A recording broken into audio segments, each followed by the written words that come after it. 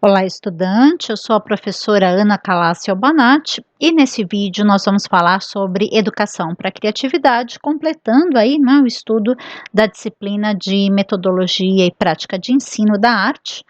Então, para falar sobre esse tema, a primeira coisa que a gente vai fazer, não é falar um pouquinho por que a gente precisa estar, não é, abordando essa questão da criatividade nesse momento. Porque a criatividade vai ser colocada como uma das competências socioemocionais propostas, não é, na nova Base Nacional Comum Curricular. Tá?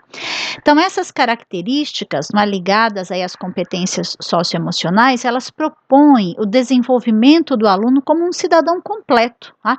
Emocionalmente preparado para ter sucesso, tanto nas relações pessoais quanto, né, no futuro nas habilidades profissionais.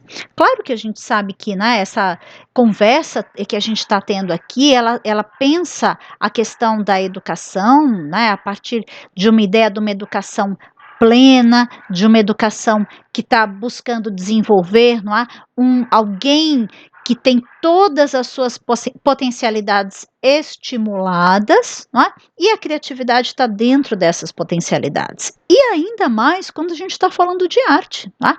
Porque quando a gente está falando de arte, a gente vai o tempo todo, não é? Estar conectado à ideia de criação. E a criatividade é a base do processo de criação. Né? Então, bom, o texto que a gente está trabalhando é um texto do Douglas Gavras, né, que está ligado aí ao artigo Criatividade abre as portas para melhor aprendizagem, tá? Que é um texto bem interessante que vai nos ajudar a caminhar aqui.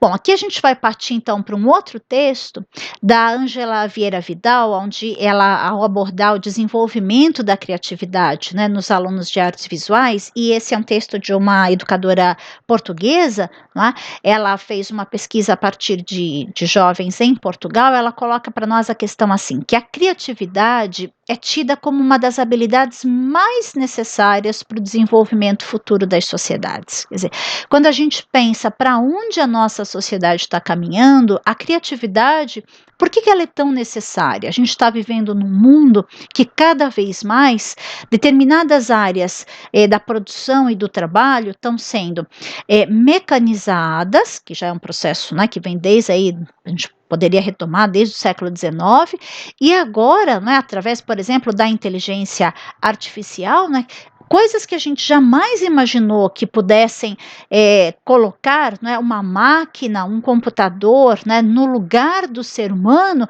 passam a se tornar possíveis. Então, qual vai ser o papel humano dentro dessas novas sociedades de inteligência artificial e etc. Né? Então, uma das respostas que tem aparecido muito nessas discussões é que cada vez eu preciso de pessoas com maior capacidade criativa, com maior capacidade de um desenvolvimento emocional que consiga organizar, unir, tecer relações e encontrar respostas que não seriam exatamente as respostas mais óbvias aos problemas que estão colocados, né? Sejam problemas práticos, objetivos na construção de algo, na consolidação de um objeto, por exemplo, alguma coisa mais realmente, mais diretamente ligada ao campo do trabalho, quanto de desenvolvimento pessoal.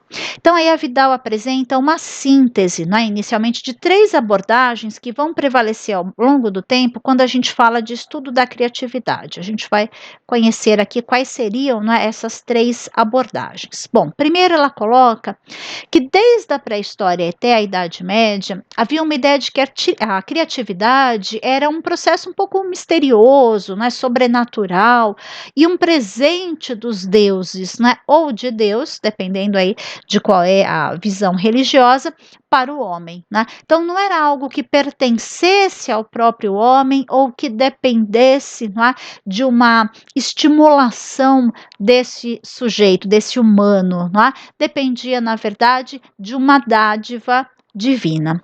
Bom, quando é que isso se transforma, né? Então, historicamente, ainda que a gente saiba que dependendo aí da sociedade, a gente vai ter diferentes abordagens, mas é No Renascimento, né, que surge o conceito de hereditariedade, dando lugar gradualmente a influências, né, contextuais e psicológicas. Então, num primeiro momento, o que seria essa ideia, né, de hereditariedade? Bom, você receberia, né, dos seus pais. Então, é como se também não depende do sujeito e nem de uma estimulação do sujeito, né? Não depende do ser humano ou da sua estimulação. Olha, se ele tem, né, biologicamente uma tendência a ser criativo, ele vai poder ser criativo. Se ele não recebeu, né, biologicamente essa estrutura de criatividade, um pouco assim, não havia muito o que fazer sobre isso.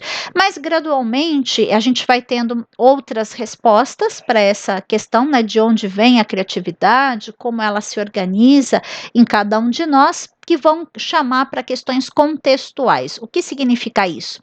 Significa dizer que há uma estimulação, não é, a partir do contexto social que vai ser vivenciado, não é, por essa pessoa. Quer dizer, se ela está num ambiente que estimula a criatividade, ela pode não ter herdado componentes naturais que já trouxessem a ela uma certa facilidade, vamos dizer assim, para ser criativa, mas ela pode se tornar, sim, alguém muito criativa. E questões psicológicas também, os estudos sobre a questão da percepção, não é? Como ela se dá e o quanto ela interfere, então, nesse processo da criatividade, também vão ser cada vez mais recorrentes aí ao longo, né, do século XVIII e século XIX também, principalmente. Então, assistiu-se mais tarde ao surgimento das teorias cognitivas, então, Wallace, Terman, Kohler, Piaget e Wertheimer.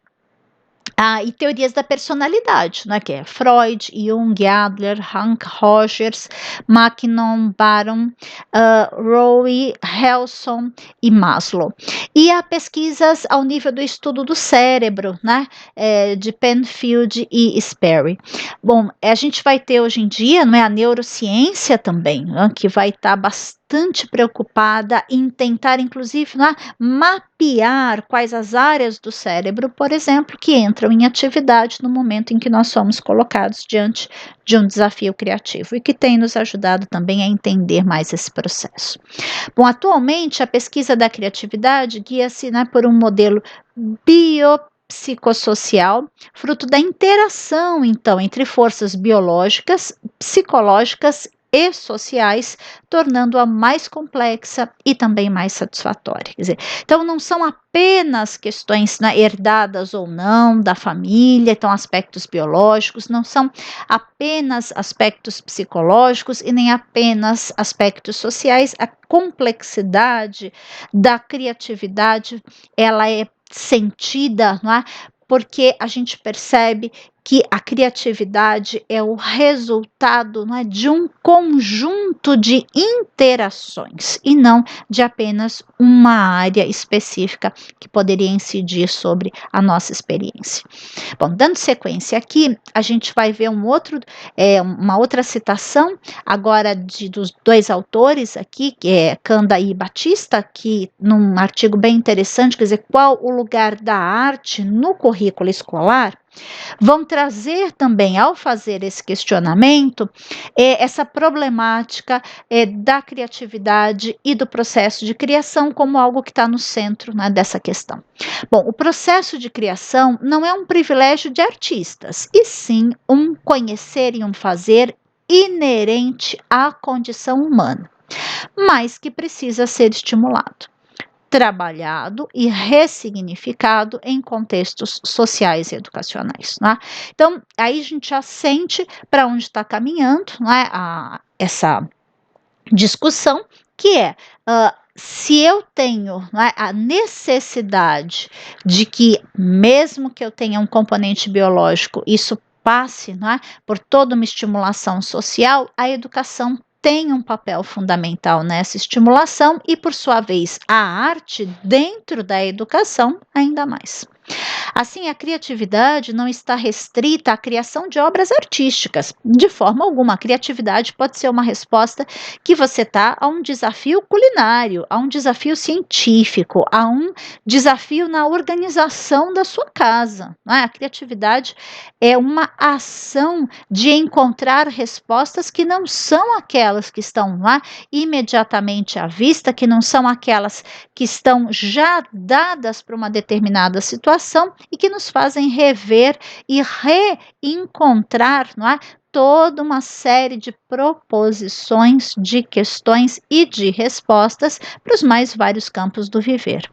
Mas ao poder, né, de dar sentido para a compreensão de mundo, de criar novos pensamentos e possibilidades de leitura das relações sociais e novas resoluções para antigos problemas. Tá? E a arte, então, dentro da educação, ela tem, não é, como uma das suas principais metas, ou um dos seus principais objetivos, estimular essa criatividade.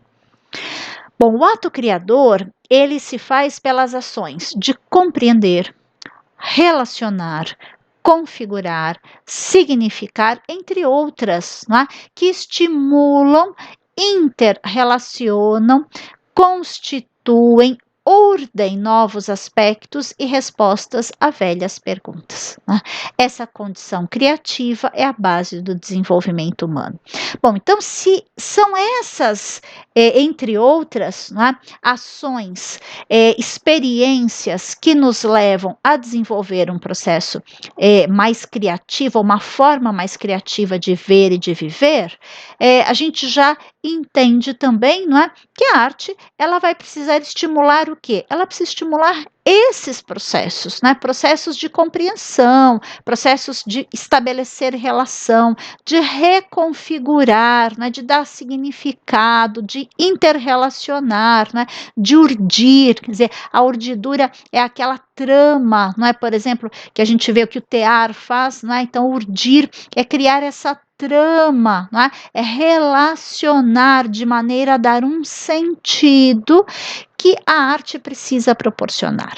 Bom, a gente vai ver um outro trecho aqui, né, do mesmo artigo, que faz esse questionamento sobre o lugar da arte, e ele diz assim: foi através dos processos criativos e da busca por conhecer e dominar o mundo que o ser humano deixou as cavernas e passou a transformar o meio em que vivia.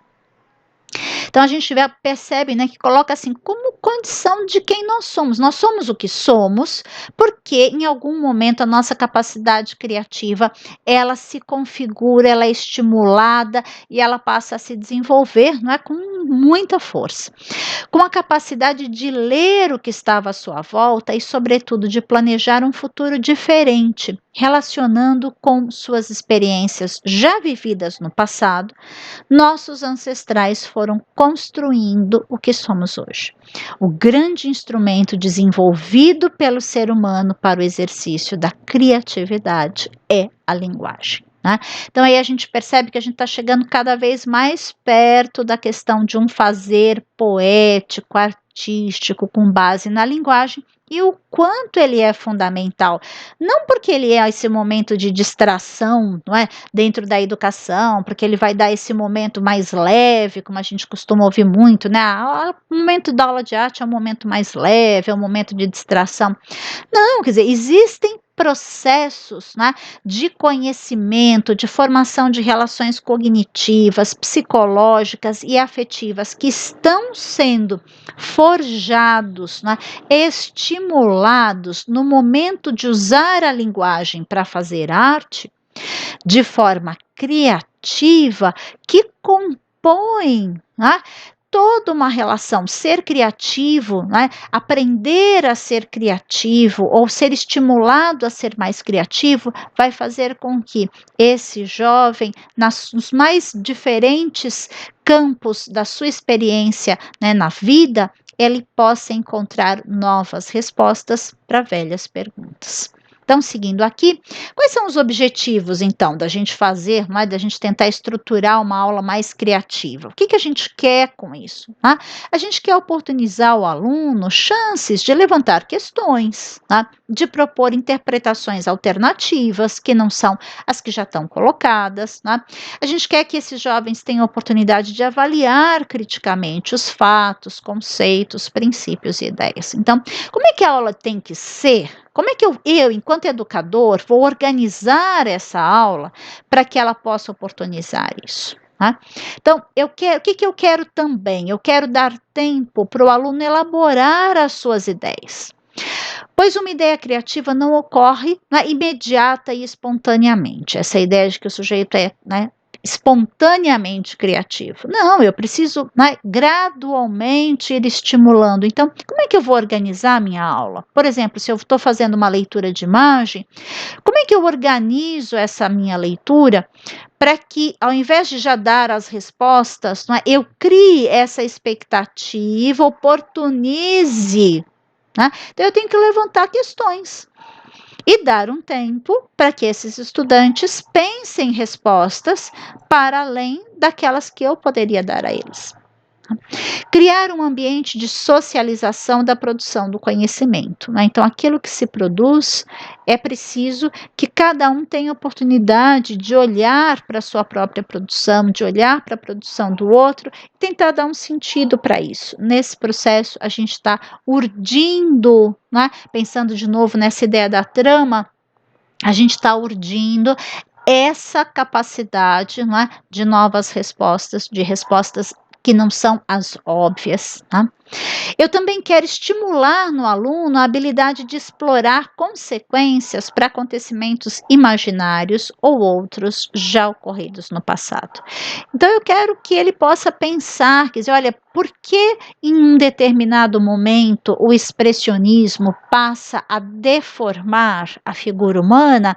Qual é a consequência que isso traz para a arte? Então, é uma pergunta simples, bem simples, né? Mas se eu lanço essa pergunta e dou um tempo para que o estudante possa ir buscar respostas, depois traga as respostas em grupos ou individualmente e socialize, né, com a sala, e a partir dessas respostas a gente vai buscando por novas interpretações. Então, eu vou estimulando essa relação de pensar, né, causa e consequência, eu vou estimulando a percepção de que os significados que eu vou atribuindo às questões que estão no mundo e na minha própria vida acabam me dando muito do que eu compreendo de uma determinada experiência. Bom, encorajar os alunos, não é, a se posicionar de maneira crítica sobre temas, né, a aprofundar ou o tipo de metodologia a ser adotada para tal, né? Então, é criar esse espaço onde o jovem realmente consiga se posicionar sem medo, né, de que ele vai ser aí criticado, porque aquilo que ele está dizendo não é o que está estabelecido sobre um determinado tema, seja sobre a importância, seja sobre a permanência, né, de uma determinada abordagem. Ele precisa encontrar na escola um ambiente seguro, onde ele possa, né, se manifestar sem medo, o famoso bullying, né, que foi tão já falado, debatido, né, e que hoje já não está tão na frente das discussões, até porque outras coisas já têm acontecido também e tomaram talvez um pouco à frente, mas o bullying permanece, né? Existem vários tipos de bullying que acontecem dentro da escola, inclusive um que cerceia aqueles que têm ideias que fogem do comum a se exporem, né? Como é que eu posso criar um ambiente onde essa colocação de ideias diferentes não seja um problema? E a última questão que se coloca aqui para nós, né? Proporcionar ao aluno a experimentação, a descoberta, eliminando o medo de errar e, consequentemente, da crítica, e a sensação de liberdade para inovar e explorar, né? Sem medo da avaliação. Ficou seu aqui, desculpem, é sem medo da avaliação, né? Então, como é que essa avaliação precisa ser pensada, né? Eu vou avaliar o quê? Eu vou avaliar a resposta correta para uma determinada ideia que já está mais do que difundida? Ou eu vou tentar avaliar de maneira que as experiências e os raciocínios, não é? As construções criativas dos jovens tenha espaço dentro do processo de avaliação. Então, quem nos traz aqui, não é, essa relação nós temos aqui 2 autores, não é? Quem traz o texto é do Ayrton Dutra Correia, chama Ensino de Artes Visuais, mapeando o processo criativo, mas ele, por sua vez, está fazendo aí uma colocação a partir de Alencar, que é um outro autor.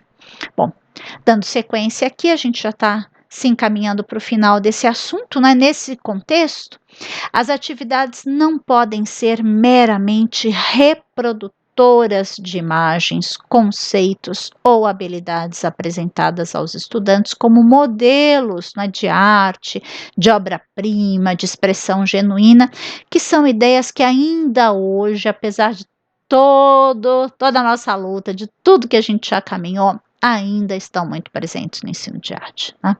As atividades, elas precisam ser instigantes, precisam ser mobilizadoras de competências e habilidades significativas, desafiadoras, estimuladoras, né, de processos reflexivos, críticos e associativos, de análise e de síntese, né, de experimentação e que possam auxiliar os estudantes a reconhecer, compreender, redimensionar, ampliar ou intervir na realidade em que estão circunscritos, né? Então, a realidade que se apresenta para nós, ela não é nem de longe aquilo que nós gostaríamos que ela fosse. E nós dependemos mais que nunca, não é, das novas gerações. Mas primeiro eles precisam acreditar, não é, que uma ação iniciada por um ou por um grupo pode sim mudar essa sociedade e fazer com que ela chegue mais perto, né, do ideal que a gente tem de justiça social, do ideal que a gente tem, né, de uma sociedade mais igualitária e mais justa para todos, né? Bom, então aqui só para a gente finalizar as referências, né? Então nós trabalhamos com os textos, né, de Canda e Batista, Qual o Lugar da Arte no Currículo Escolar. Trabalhamos com o Ayrton Dutra Correia, né, Ensino das Artes Visuais, mapeando o processo criativo. O Douglas Gavras, a Criatividade abre as portas para melhor aprendizagem. E a Ângela Vidal, Desenvolvimento da Criatividade dos Alunos de Artes Visuais. Bom, espero que você tenha gostado de conhecer um pouco mais, né, sobre essas questões de criatividade e até o próximo vídeo.